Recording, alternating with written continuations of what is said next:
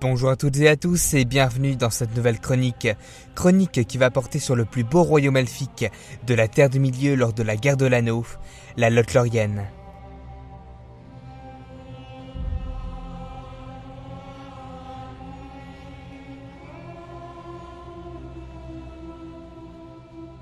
Frodon regarda, et il vit encore, à une certaine distance, une colline où se dressaient de nombreux et magnifiques arbres, ou une ville de tours vertes.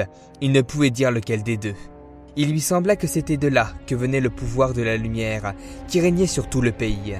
Le Seigneur des Anneaux, livre 2, chapitre 7.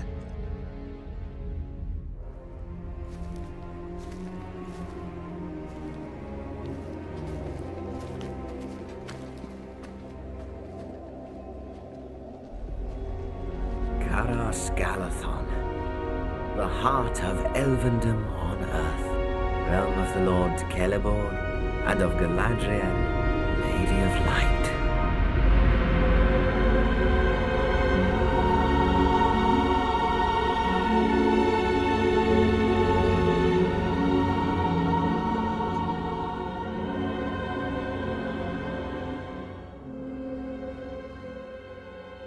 La Lothlórien, également appelée Lórien, à ne pas confondre au jardin du même nom, situé au sud de Valinor, était un des derniers royaumes elfes du Troisième Âge. Ces appellations étaient très diverses. En effet, il semblerait que ce pays possédait de nombreux noms, issus de langues elfiques différentes, voire même de mélanges de langues. À titre d'exemple, nous pouvons citer Lindorinand, qui signifiait vallée du pays des chanteurs, en langue nandorine, ou encore Lothlórien, Los qui signifierait fleur en sindarin et Lórien, rêve en quenya.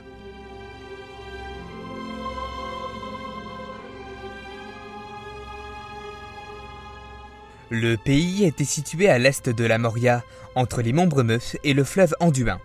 Hormis une petite bande de terre boisée au sud, elle était entièrement comprise entre l'Anduin et son affluent, le Celebrant. L'histoire de la Lórien débuta très tôt.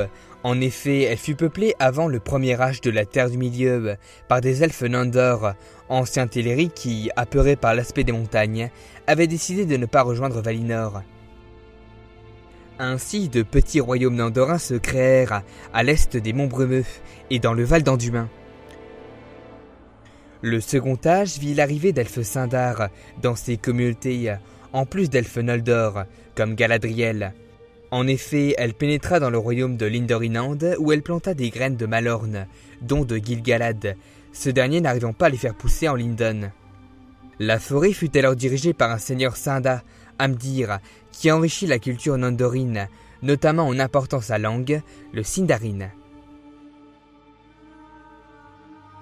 Lors de la guerre de la Dernière Alliance, Amdir ainsi que Orofer, roi des elfes sylvains, levèrent une armée et partirent rejoindre le reste de l'Alliance.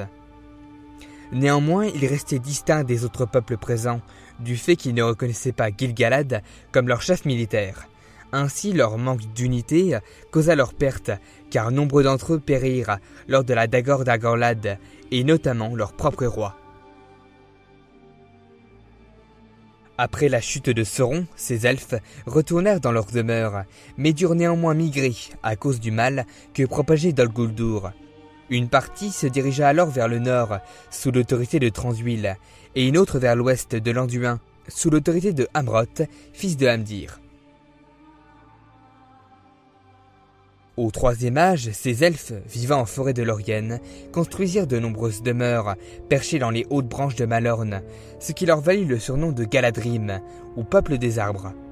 Leur structure était telle qu'ils pouvaient paraître invisibles, ces derniers se déplaçant grâce à l'aide de plateformes arboricoles. De plus, ils possédaient des capes d'elfes gris, aux propriétés magiques, leur assurant un camouflage parfait. Après l'éveil du Balrog, en Moria, de nombreux elfes partirent vers Aman. Néanmoins, certains restèrent, et furent alors sous l'autorité de Galadriel et Celeborn, leur roi Amroth, ayant disparu. Dès lors, le royaume fut protégé par la magie de Galadriel, et notamment de son anneau, Nanya, celui de l'eau, qui empêchait quiconque d'hostile d'entrer en Lórien. Ce dernier préservait aussi le royaume du temps et du mal, et plongeait ainsi le pays dans une sorte de rêve. C'est cette magie mystérieuse qui valut à la Lorienne de sombres réputations chez les humains, notamment en Rohan et en Gondor, où l'on considérait Galadriel comme une sorcière blanche. Cette dernière s'établit avec son époux dans la seule véritable cité du royaume, Calas Galadon, la cité des arbres, construite sur une colline fortifiée par des murs et surtout par les plus grands malornes de la forêt. Pendant le reste du Troisième Âge, la Lothlorienne resta à l'écart des conflits des autres peuples, préservant ses atouts.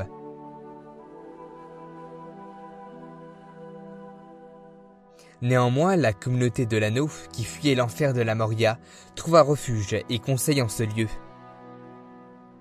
Après une halte plus que méritée, Galadriel leur offra à chacun des présents, dans le but de les aider dans leur quête. Le plus notable d'entre tous est sans nul doute la lumière d'Eärendil, donnée à Frodon.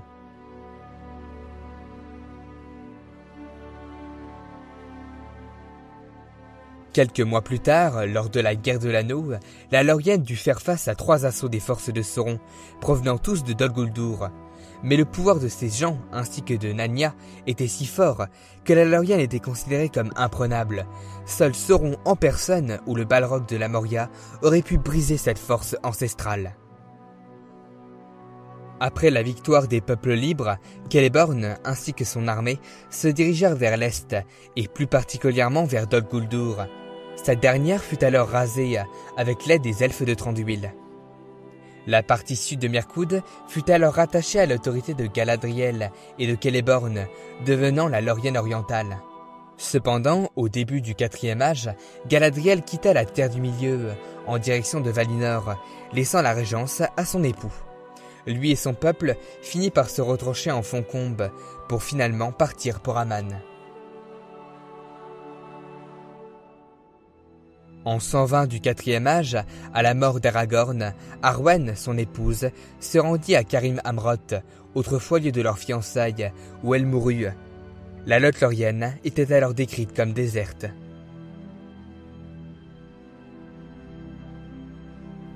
Voilà, cette vidéo plus que complexe de la Lothlorienne est à présent terminée. J'espère qu'elle vous aura plu. Si c'est le cas, n'hésitez pas à la liker et surtout à la partager. Quant à moi, je vous retrouve bientôt dans d'autres vidéos sur le monde de Tolkien. Allez, salut à tous!